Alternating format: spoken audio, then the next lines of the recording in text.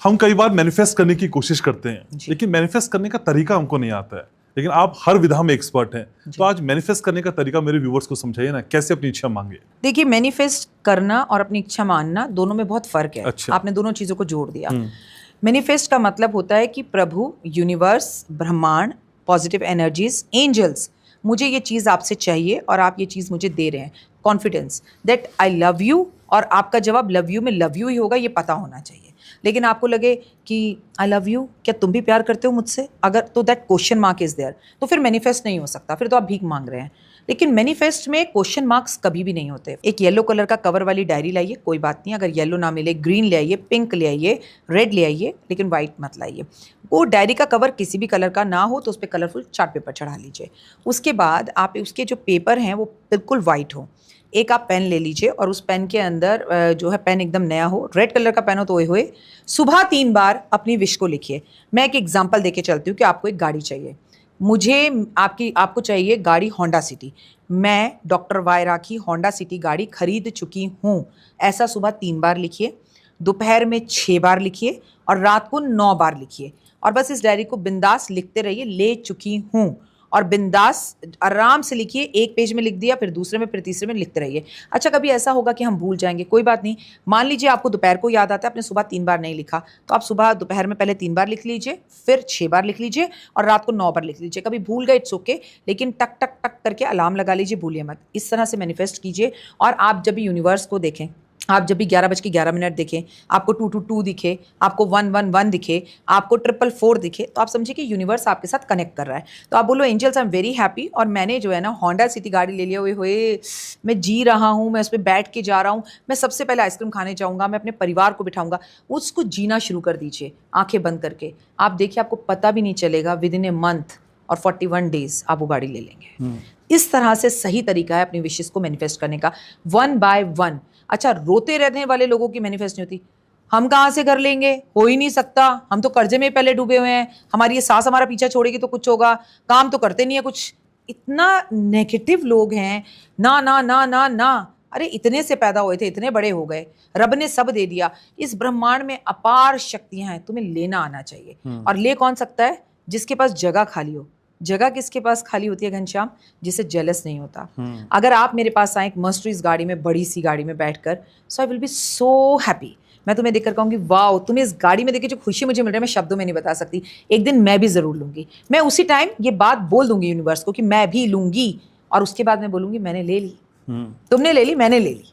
सो हमने ये बात यूनिवर्स में बोल दी, क्योंकि अभी भी मैं और जो तुम बातें कर रहे हैं ना, ये सारी बातें यूनिवर्स में जा रही हैं। तो फिर जब पता है कि हमें यूनिवर्स में ही सारी बातें जाती हैं, तो अच्छा ही बोलिए ना, कॉम्प्लीमेंट्स ही दीजिए ना, अच्छा ही सोचिए ना। लेकिन आप अगर कॉम्पिटिशन्स करते हैं, ये इतना आगे क्यों बढ़ रहा है, मैं क्यों नहीं बढ़ रहा, इसको सबक सिखाएंगे, इसको नीचा दिखाएंगे, अरे तुम कौन होते हो? काल पुरुष की आखिरी राशि मीन राशि में जब शनि जाता है ना, युग बदलता है। इतना बड़ा दुनिया में बदलाव होने वाला है, इतना बड़ा धक्का लगने वाला है, सब सुधर जाएंगे। जो माँ बाप के साथ बदतमीजी करते हैं, जो बीवी के साथ बदतमीजी करते हैं, जो सास को तंग करते हैं, जो निर्दोष को तंग करते हैं, जिन्होंने किसी का पैसा खाया है, जिनको हर वक्त दूसरे में सिर्फ कमियां दिखाई देती हैं, जो नेगेटिव बोलते हैं, जो दूसरे को नीचे गिरता हुआ देखना चाहते हैं, और जो बेवजह के गुस्सेल हैं, अब आपकी बारी है। लेकिन इतनी सारी चीजें करने के बाद भी जो आप कहती हैं कि पूजा करिए, भगवान का स्मरण करिए, जल चढ़ाइए, लेकिन कई लोगों की शिकायत होती है वो सब कुछ करते हैं, लेकिन भगवान हमारी ही नहीं सुनता है, भगवान हमारे ही काम बिगाड़ देता है, और जो कुछ नहीं करता वो ऐश काट रहा है। डन। जो कुछ भी नहीं कर रहा, उसके पूर्व जन्म के कुछ कर्मों का लेखा जोखा बचा है, और वो उसको फायदे में देख रहा है। मैंने आपसे नहीं, ये बात मैंने कई लोगों से, अपने लोगों से भी सोचा, खासकर मैंने जो है ना ये भाभीयों से सुनी है नंदों के लिए, कि हमारा घर खराब कर दिया नंदों ने, ये कर दिया, नंद मचाए गंद, ये हमारी। और फिर भी मेरी नंद बहुत खुश है, अपना तो घर खराब कर दिया, मेरा भी घर खराब करने आ गई है। तो देखिए, वो उसके पूर्वाध के कुछ ऐसे कार्मिक कर्माज हैं जिसका वो खाता खा रही है, लेकिन उसका अंत कभी भी अच्छा नहीं होगा। और आप तो उससे भी बुरा कर रहे हैं, आप उसका बैठकर बुरा सोच रहे हैं, तो आपने सोचने में अपना बुरा कर दिया। पहले सवाल का जवाब, मैं मंदिर जाता हूँ, मैं पूजा करता हूँ, मैं सब कुछ करता हूँ, फिर मेरा भला क्यों नहीं होता?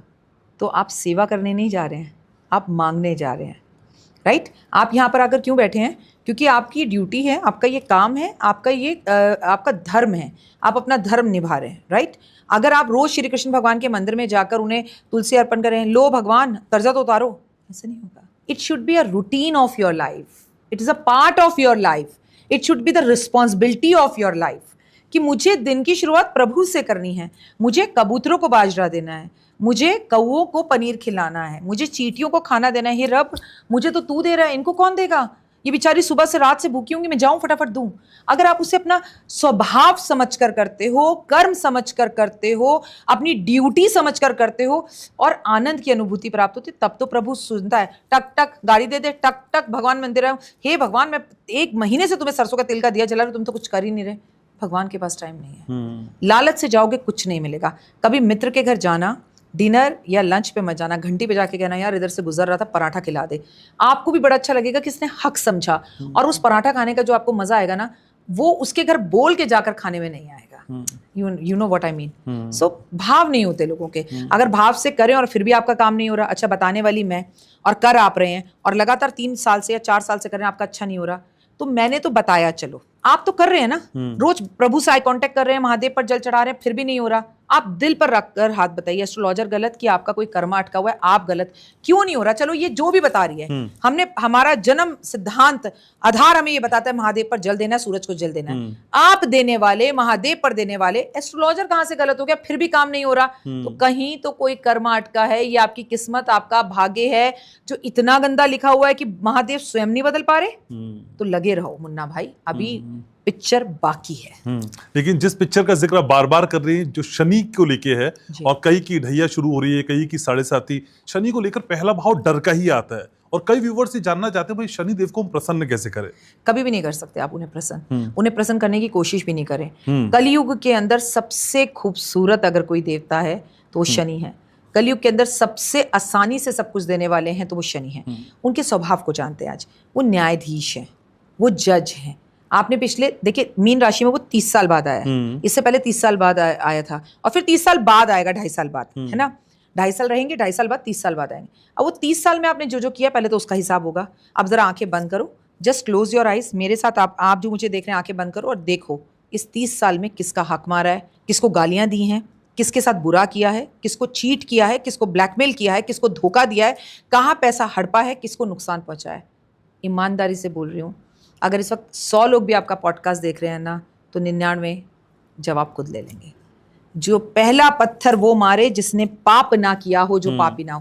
कई बार हमने अपने परिवार के लिए किया, कुड अंडरस्टैंड, कई बार मजबूरी में किया, कुड अंडरस्टैंड, लेकिन यार कम से कम आप चोरी करके ये तो मत कहो आप बड़े महान हो, ठीक है? नहीं नहीं नहीं, ये तो गलत बोल रही है, ये तो गलत कह रही है। खुद क्या हो भाई? वो देखो उसकी लड़की भाग गई, 3 उंगलियां तुम्हारी तरफ है, तुम्हारी भी बेटी है, दूसरे की बेटी पे उंगली मत करो। मैं आपको सिर्फ इतना ही कह रही हूँ, शनि से डरने की जरूरत नहीं है। शनि बहुत जल्दी प्रसन्न होते हैं और 3 चीज़ों से होते हैं, जल्दी उठने से, डिसिप्लिन में रहने से और माँ की सेवा करने से, और उनके गुरु हैं महादेव। क्या बिगाड़ेगा काल उसका जिसके महाकाल जिसके साए पे? तो महाकाल के दर्शन कराओ, महामंदिर हो आओ, शिव मंदिर रोज जाओ, गुरु की उंगली पकड़ लो। मैं देखती हूँ कैसे आपको शनि कुछ कहता है। कुछ नहीं कहेगा। सबसे पहले गुरु माता पिता, दूसरे उनके गुरु यानी कि महादेव, और तीसरे बार बार शनि देव की रक्षा करी है हनुमान जी ने। और आपको पता है उनका जीजा और साले का रिश्ता भी है। बहुत कम लोग ये कहते हैं कि हनुमान जी की शादी नहीं हुई। हनुमान जी ने जो है अपनी शिक्षा दीक्षा जो है वो सूर्य देव से ली। जब उन्हें खा गए थे तो उनके यहाँ पर जो है चोट लगी, उन्होंने सूर्य को मुख से निकाला, तो सूर्य ने उन्होंने सूर्य को कहा मुझे शिक्षा दो।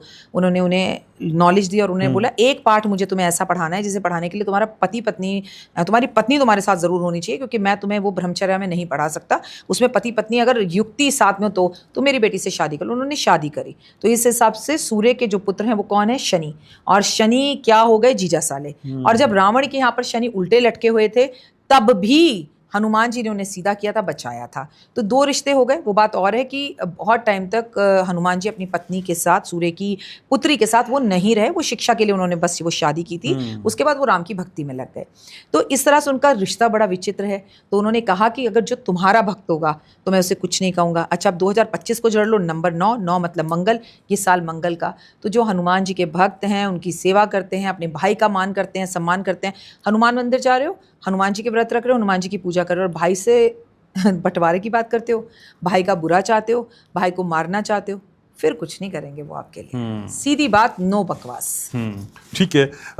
ग्रह में आपसे समझता हूँ, एस्ट्रोलॉजी आपसे समझता हूँ, लेकिन मैं आपसे रिश्ते भी समझता हूँ कई बार। जी। टॉक्सिक रिलेशन जिंदगी में कई बार इतने आ जाते हैं कि उनसे हम निकल नहीं पाते। इन रिश्तों को कैसे भूलें? देखिए, जिस रिश्ते को आप भूलने की कोशिश करेंगे, लिख लीजिए, उसे नहीं भूल पाएंगे। तो मत भूलिए, आप हवा के फ्लो में बहते चले जाइए। किसी को भी जब आप ब्लॉक करते हैं तो ये बात समझ लीजिए कि वो इंसान आपकी जिंदगी में सबसे स्पेशल होता है, उसे ही आप ब्लॉक करते हैं। अगर आपको किसी से बात नहीं करनी तो नहीं करनी, उसका फोन नहीं उठाना तो नहीं उठाना। No means no. उसको ब्लॉक करके आप उसकी इंपॉर्टेंस ज्यादा दिखाते थे। भाई पता लगने तो हम क्या कर रहे हैं, कर ले पता, क्या कर लेगा। तो देखिए, आपको ना दुनिया को तो आप संभालने चलते हैं, लेकिन यहाँ बैठे खुद को संभाल नहीं पाते। बिजी रहिए, काम में ध्यान लगाइए और सिर्फ एक माला ओम नमः शिवाय शिवाय नमः का जाप करिए। उस व्यक्ति की आंखें बंद कर कर आंखों में उसको ध्यान करके, प्रभु महादेव मेरा मन इससे दूर कर दो। और आप दही जो होता है ना, उसको थोड़ा सा केसर लगाकर, उसका चंदन का केसर का तिलक जो है माथे पे दही और केसर का लगाना शुरू कर दो। अच्छा, अगर आपके पास केसर ना हो तो हल्दी, हल्दी ना हो तो चंदन। वो व्यक्ति धीरे धीरे धीरे धीरे आप भूलने लगेंगे। आपको वो कब याद आएगा? जब आप खाली होंगे। तो खाली रहिए ही मत, काम ज़्यादा कीजिए।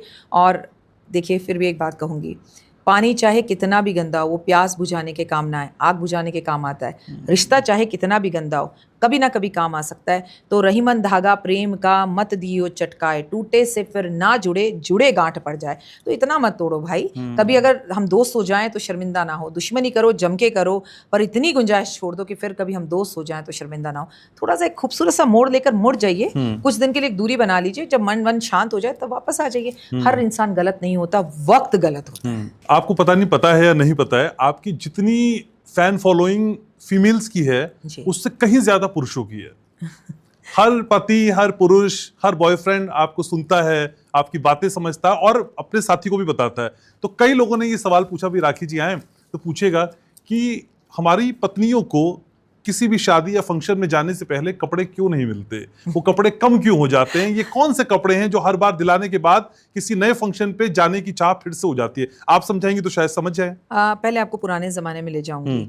पुराने ज़माने में आपके दादा परदादा के ज़माने में जाएं तो जो हमारी मम्मियाँ होती थी ना, उनके पास एक लिपस्टिक होती थी। मैं आपको सच बता रही हूँ, वो उसे लगाती थी लिपस्टिक की तरह, उसे उंगली से ऐसे करती थी, यहाँ पे रोज लगा लेती थी, उसे उंगली से ऐसे करती थी, आंखों पे शेड लगा लेती थी, उसी लिपस्टिक को लेती थी और मेहरून कलर की होती थी और सिंदूर लगा लेती थी, बस काम खत्म। उनकी नज़रों में जो खूबसूरती होती थी ना, वो उनके पति की नज़रों में होती थी। जब वो ठन कर आती थी ना, बन ठन के, तो वो ये देखती थी कि ये बोलें कि तुम आज बहुत अच्छी लग रही हो, तुम पे एक कलर सूट करता है। पहली बात तो आजकल हमारा एक पति पत्नी हमारा फ़ोन हो गया, जो इस वक्त आपके हाथ में भी है, पॉडकास्ट में भी। तो हम जब खूबसूरत बनते हैं तो पहले खुद की सेल्फी लेकर देखते हैं, ओए होए कैसी लग रही हूँ, अच्छी लग रही हूँ या नहीं। फिर हमें सेकंड नज़र में अपने पति से पूछना होता है। उससे भी ज़्यादा हमें सोशल मीडिया पे देखना होता है कि कितने लाइक्स आ गए। जब आपकी खूबसूरती इतनी जगहों पर बट जाएगी, जो पहले सिर्फ एक की आंखों में आप देखते थे, तो फिर प्यार भी कट जाएगा, बट जाएगा। और हर बार देखिए, आज कपड़े पुराने, आप देखिए तो होली पर भी होता है, होली पर अलमारी में रखा हर कपड़ा नया लगता है, दिवाली पर रखा हर कपड़ा जो है आपको नया वो पुराना लगता है। ये नेचर है हम इंसान की। और 3G 4G हमें बिगाड़ रहा है। यकीन मानिए, हमारी जो मम्मियाँ हुआ करती थी, वो कोई साड़ी, कोई ब्लाउज, कोई लहंगा, कोई पेटीकोट, किसी का भी मिक्स एंड मैच करके पहन लेती थी। और मैंने आपसे कहा ना, वो बस ये देखती थी कि कहीं दूर खड़ा हुआ कोई मुझे देख रहा है। लेकिन तब कोई सेल्फी नहीं होती थी, कोई इंस्टाग्राम नहीं होता था, कोई दुनिया हमें कॉम्प्लीमेंट देने वाली नहीं होती थी। आज हमारी सबसे बड़ी प्रॉब्लम ये है कि मैं कैसी लग रही हूँ ये बात की बात है, हस्बैंड को कैसी लग रही हूँ, बच्चों को सेकेंडरी, मैं दुनिया को कैसे लग रही हूँ।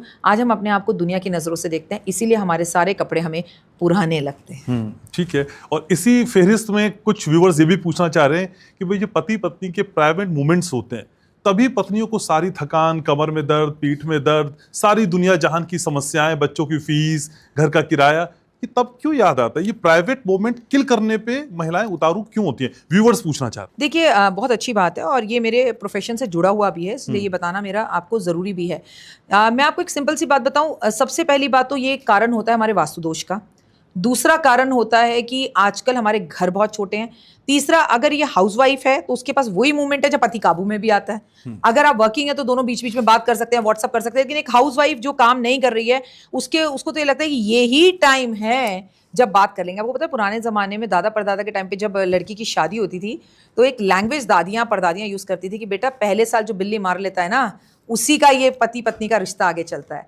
तो ये बात समझ लीजिए कि वो बेडरूम एक ऐसी जगह है जहां पर दादी परदादियां पुराने जमाने में समझा के बेचती थी, तुझे जो बात करनी है ना, तू नंदों के सामने मत करियो, तू सास के सामने मत करियो, तो अपने अकेले में उस मोमेंट में जरूर ये बात करना। लेकिन मुझे ऐसा लगता है कि अगर ऐसा व्यूअर्स ने पूछा तो बड़ा विचित्र है, क्योंकि आज तो लड़कियां भी कमा रही हैं, लड़के भी कमा रहे हैं, और आज की जो यूथ है ना, आज की जो जनरेशन है बड़ी समझदार है। आपके अकाउंट में पैसे आएंगे तो वो पहले EMI दे देंगे, घर का किराया दे देंगे, गाड़ी की EMI दे देंगे, मेडिसिन का निकाल लेंगे, चाहे वो 2 तारीख तक ठन गोपाल हो जाएं, पर उनको लगता है भाई जिसके देने दे दो, किसी का फोन ना आए, और पूरा महीना वो क्रेडिट कार्ड पर चलाएंगे। समझ रहे हैं? और आजकल हमारे साथ सबसे बड़ी प्रॉब्लम क्या है, इस पर जरूर गौर फरमाइएगा। आप मुझसे बहुत छोटे हो, आपको नहीं मालूम होगा, मैं अपना एक्सपीरियंस बता रही हूँ, और आपके व्यूअर्स जो मेरी उम्र के हैं वो जानते हैं। हमारे घर में एक 9 लक्खा साबुन आता था, एक 555 आता था। भाई यकीन मानो, उससे पूरे घर के कपड़े धुलते थे, कोई सरफ, कोई रेल, कोई कुछ नहीं आता था, उसी से बर्तन धुल जाते थे, उसी से मम्मी के बाल धुलते थे, और वो क्या सिल्की बाल थे, क्या लंबे बाल थे। और मेरे बाल भी जब तक बहुत लंबे रहे, जब तक वो 9 लक्खा साबुन से धुलते रहे, जो किलो किलो के उसमें आता था। आज मम्मी का शैम्पू अलग, पापा का शैम्पू अलग, बच्चे का शैम्पू अलग, क्रीम अलग, मॉइस्चराइजर अलग, नाइट क्रीम अलग, डे क्रीम अलग, और आपका पेस्ट अलग। चलिए ब्रश का तो आई कुड अंडरस्टैंड, जितने लोग उतने साबुन, ये खर्चे भी तो हमने खुद बढ़ाए हैं। आज हम कहते हैं कि एक साबुन को हाथ लगाने से कीटाणु आ जाएंगे, कोविड आ जाएगा। एक टाइम ऐसा था, दादाजी, चाचा जी, फूफा जी, बुआ जी, मम्मी जी, दादी जी, और घर के जितने भी लोग हैं, उस 9 लक्खा साबुन से एक ही साबुन सबके शरीर पे लगता था, और कोई बीमारी, कोई तकलीफ, कुछ नहीं होता था। उल्टा मुझे लगता है जब एनर्जीज उस साबुन की एक दूसरे से जुड़ती थी ना, तो हमें बड़ा होता था, अरे वो आया नहीं, उसका फोन नहीं आया, देखो साथ में खाना खाएंगे। अब वो चीजें खत्म होती चली आ रही हैं। आपने मेरा तेल क्यों यूज किया, मैं ये यूज नहीं करती हूँ, सॉरी मैं ये ब्रांड यूज करती हूँ, मैं वो ब्रांड। तो खर्चे हमने कितने बढ़ा रखे हैं। तो हम जो है दिखावे में रहते हैं कि हम क्या बैग लेकर घूम रहे हैं, हमने ये बैग पहले पकड़ लिया था। सो हम ना लोगों को खुश करने के लिए जिंदगी जी रहे हैं। ये दोहरी जिंदगी है, ये झूठी जिंदगी है। लेकिन पति कई बार ये भी शिकायत करते हैं कि भाई पूरे घर को खुश करने के चक्कर में पत्नियां पतियों को टेकन फॉर ग्रांटेड ले लेती हैं। नहीं, मैं अब ये बात आपकी अब नहीं मानती। अगर ऐसा होता तो पत्नियां पतियों को ऐसे मारती नहीं जैसे मार रही हैं। मुझे तो आजकल लग रहा है कि बहुत जल्द एक ऐसा समय आएगा जब लड़के कहेंगे हमें शादी नहीं करनी, जैसे कभी लड़कियां कहती थी। अच्छा। और एक दिन हमें कहना पड़ेगा बेटा बचाओ, बेटा पढ़ाओ। देखिए मैं आपको बताऊं, अगर आप अपनी सेक्स लाइफ अच्छी कर लो, आप अपनी पर्सनल लाइफ अच्छी कर लो, अपने बेडरूम के पर्सनल मोमेंट्स अच्छे कर लो, तो आप यकीन मानिए आपका ऑफिस अच्छा हो जाएगा, आप दोनों की अंडरस्टैंडिंग अच्छी हो जाएगी। अगर आप दोनों की बेडरूम लाइफ अच्छी है तो आपके रिश्ते अच्छे हो जाएंगे। दुनिया जाए भाड़ में, आप दोनों को एक होना चाहिए। क्या करें? बेडरूम में हमेशा कपूर लैम्प जरूर जलाओ। रेड कलर की चादर, रेड कलर की रजाई या रेड कलर के पर्दों का इस्तेमाल ज्यादा करो। हाँ ठीक है, मंगल का साल है, थोड़ा गुस्सा आएगा, कम कर सकते हैं। कुछ ना हो तो रेड फ्लावर्स रखो, राधा कृष्ण रखो, रोमांटिक बातें रखो। और अब आप में जो सबसे बड़ी कमी है, कॉम्प्लीमेंट्स दो। देखिए एक दूसरे की तारीफ करना, एजी ओजी जो हमारे लोग करते थे ना, उनमें जो प्यार था, उनकी आंखों में प्यार दिखता था, और वो इस उम्र तक दिखता है, मैं आपको बता रही हूँ। और हमारी शादी के बच्चों की शादी होने के 1-1 महीने में वो प्यार मिसिंग हो जाता है, वो अंडरस्टैंडिंग मिसिंग हो जाती है, वो एक चाहत, वो आंखों की जो चाहत है, चाहत भरी नजरें गायब हो जाती हैं। रीजन, लड़कियां श्रृंगार नहीं करती, पति को रिस्पेक्ट नहीं करती, हाँ ये तो ऐसे करते हैं, ये तो वैसे करते हैं, और अपने मायके को ज़्यादा वो तूल देती हैं, या लड़का लड़की को ज़्यादा रिस्पेक्ट नहीं करता, अपनी बहनों को ज़्यादा करता है या माँ को करता है। तो हम ना ये भूल गए हैं कि अहम रिश्ते सारे हैं, माँ को भी देखना है, मायके को भी देखना है। पर वो जब आप पब्लिकली सबके साथ हो, तो आप तोता मैना की तरह हो, एक साथ हो, एक थाली में खाना खाएं, हाथ पकड़ें, इज्जत दें, वो आपकी और आप उनकी तारीफ करते रहें। देखिए आप जिंदगी में कितनी तरक्की पाते हैं। सारी बात पतियों की हो रही है, तो पत्नियों का जिक्र करना भी जरूरी है। पत्नियां कहती हैं भाई सास ससुर के सामने मेरा पति स्टैंड नहीं लेता मेरा। जी, ये स्टैंड क्यों नहीं लेता पति? देखिए स्टैंड पति को लेना भी नहीं चाहिए। मैं ये मानती हूँ कि उसको ये बोलना चाहिए ये तुम दोनों की प्रॉब्लम है, तुम दोनों आपस में देखो। जहां पर सास गलत है, मतलब माँ गलत है, माँ को गलत कहो, जहाँ बीबी गलत है वहाँ बीबी को गलत कहो। और स्टैंड लेने का मतलब ये नहीं है कि आप ये कहो तुम मम्मी ऐसा कर रही हो, तुम वैसा कर रही हो। देखो सास एक पका हुआ आम है, शी कांट चेंज, उनके नेचर सिग्नेचर नहीं बदल सकते। मैं ये नहीं कह रही कि हर बार बहू ही कंप्रोमाइज़ करे, चुप हो जाओ, एक चुप 100 सुख। आप मम्मी को प्यार से बोलो, जैसे आप अपनी मम्मी को गले लगाकर बोलती थी। अब देखिए आपके बहुत सारे व्यूअर्स हैं जिन्हें बहुत प्रॉब्लम आएगी, राखी जी कहना बड़ा आसान है, मेरी सास ने ये कर दिया, मेरी सास ने, तो ये बातें सोशल मीडिया पर लिखकर भी अपने घर का मजाक उड़ाना। देखिए जो मर्जी करे, जिस दिन सासों को ये बात समझ में आ गई ना, जब आप फोटो फ्रेम में टंगेंगी तो आपकी फोटो पर अमावस वाले दिन हार चढ़ाने वाली ये लड़की ही होगी। मतलब आप जीते जी तो छोड़िए, आपके मरने के बाद भी आपका पिंडदान कर होगा नहीं होगा, ये यही लड़की डिसाइड करेगी। आपको गति मिलेगी नहीं मिलेगी, आप चंदन की लकड़ी में जाएंगी कि लकड़ी में जाएंगी, 13वीं होगी कि चौथा, ये भी ये लड़की ही डिसाइड करेगी, आपकी बेटी डिसाइड नहीं करेगी।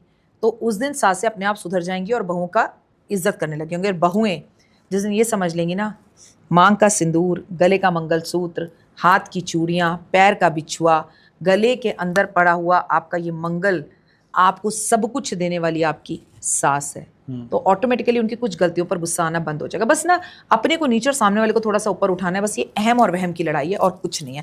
वरना सास बहू का रिश्ता इस दुनिया में सबसे खूबसूरत रिश्ता है।